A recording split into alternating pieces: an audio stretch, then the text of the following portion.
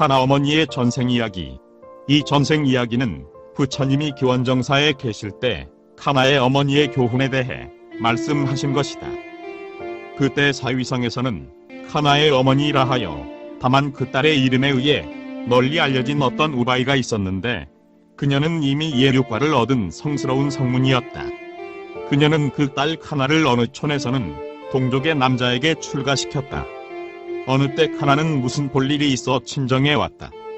2-3일이 지난 뒤에 나의 남편은 사람을 보내어 카나를 곧 돌아오라 하였다. 그래서 카나는 어머니에게 돌아가겠다고 하였다. 그 어머니는 그처럼 오래 있었는데 무엇이나 예물이 없이 보낼 수 없다 하여 과자를 만들었다. 마침 그때에 어떤 탁발승이 그 집 앞에 서 있었다. 그래서 그 어머니는 그 탁발승을 자리에 앉히고 한 하루 가득히 과자를 담아주었다.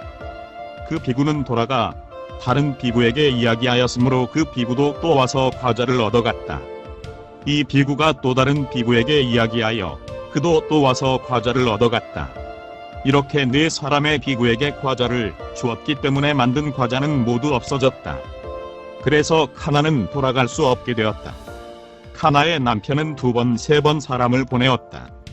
3번째에는 만일 카나가 돌아오지 않으면 그는 다른 여자를 아내로 맞아들이겠다고 하였다. 카나는 이 소식을 들고 울며 슬퍼하였다. 부처님은 이 사정을 아시고 아침 일찍 가사를 입고 바루를 들고 카나 어머니에게 무엇 때문에 카나가 울고 있느냐고 물으셨다. 그 어머니는 사실대로 사례었다. 부처님은 카나의 어머니를 위로하고 설법하신 뒤에 자리에서 일어나 정사로 돌아오셨다.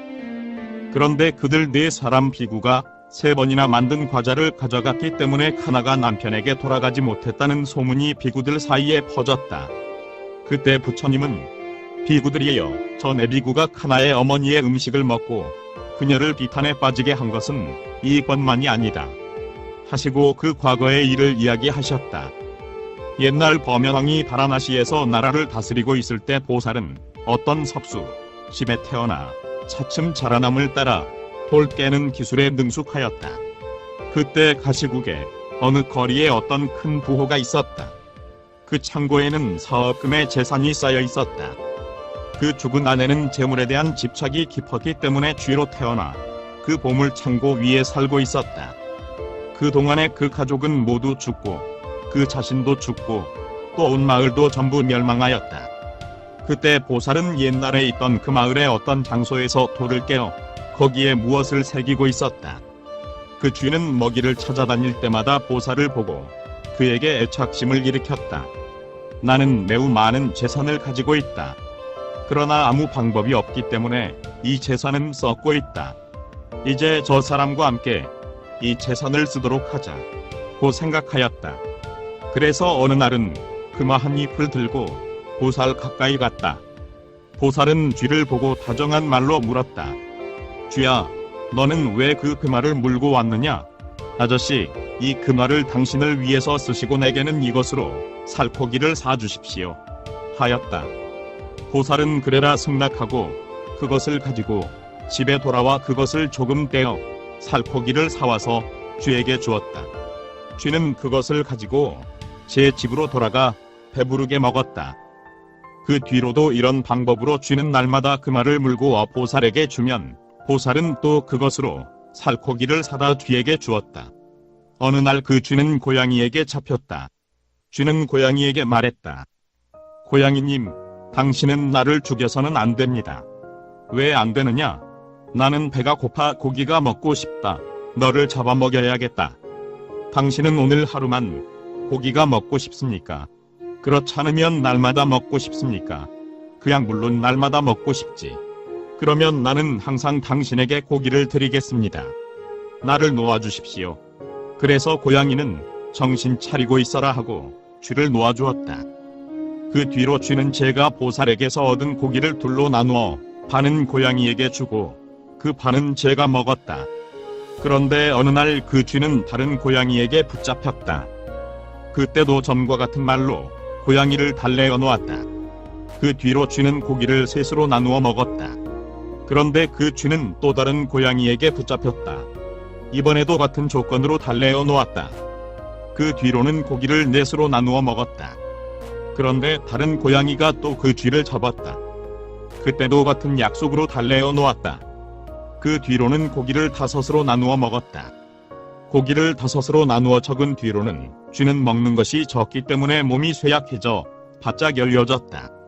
보살은 그것을 보고 쥐야, 너는 왜 그처럼 쇠약해졌는가? 고 물었다. 쥐는 그 동안의 사정을 이야기하였다. 보살은 그러면 왜 그 동안에 내게 말하지 않았는가? 나는 너를 구원해 주리라. 하고 그 쥐를 위로하였다. 그리고 보살은 투명한 수정을 쪼개내어 속을 파내고 그것을 가져와서 쥐에게 말하였다. 자, 너는 이 속에 들어가 있어라. 그리하여 고양이가 오거든 어떤 고양이라도 그에게 욕설을 퍼부어 위협하라. 쥐는 그 안에 들어가 누워 있었다. 그때 한 마리 고양이가 와서 왜 고기를 주지 않느냐고 말하였다.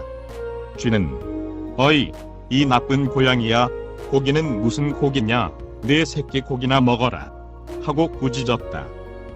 고양이는 쥐가 수정 안에 누워 있는 줄 모르고 화를 견디지 못해 쥐를 잡으려고 잔뜩 힘을 주어 뛰어나와 덮쳤으나 그 수정의 가슴을 부딪혔기 때문에 곧 심장은 찢어지고 눈은 튀어나올 듯하였다. 그리하여 당장 죽어 한 구석에 쓰러졌다. 그와 같은 방법으로 4마리 고양이를 모두 죽였다. 그 뒤로 쥐는 아무 두려움이 없었으므로 날마다 그 말을 2-3개씩 물고 와 보살에게 주었다. 그리하여 그들은 일생 동안 우정을 깨뜨리지 않고 살다가 죽어서는 그 업을 따라 각기 날 곳에 났다. 부처님은 그때 그 4마리 고양이는 지금의 내 피고요, 그 쥐는 카나의 어머니이며 수정을 쪼개낸 그 석수는 바로 나였다. 고 말씀하셨다. 구독과 좋아요를 클릭해 주시면 불교 전파 및 불경 보급 사업에 많은 도움이 됩니다.